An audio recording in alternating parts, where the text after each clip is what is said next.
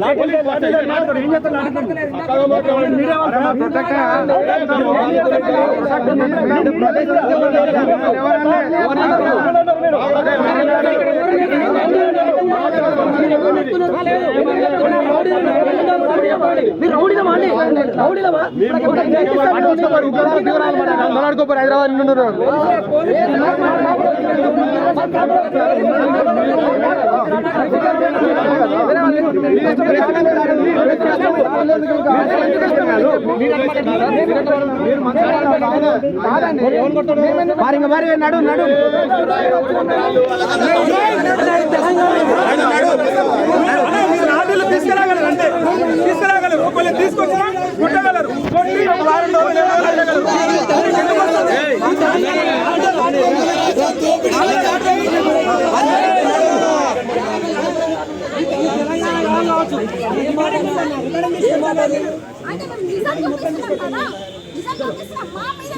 ఏ గాలకంతా లేదమ్మా, పట్టుకొచ్చారు కదా మరి కొట్టాలి.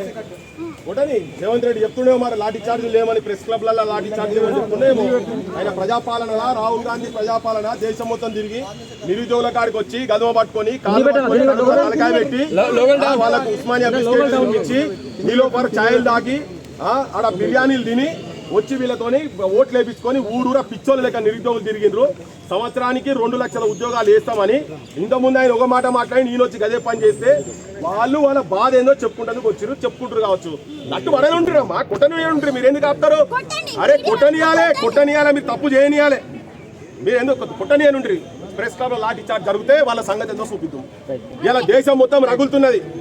వీళ్ళు చేసే అరాచకాలకు ఢిల్లీలో కూడా కట్టినే ఆడవాళ్ళం కాడికెళ్ళి వెనకకెళ్ళి లట్లు పెట్టి కొట్టిరు కదా. ఇవాళ అక్కడ పరిస్థితి ఏందో ఇగో ఇక్కడ తెలుస్తుంది మొత్తం. మీరు కొట్టనియాలి, తప్పులు చేయనియాలి వాళ్ళతోటి. వాళ్ళకి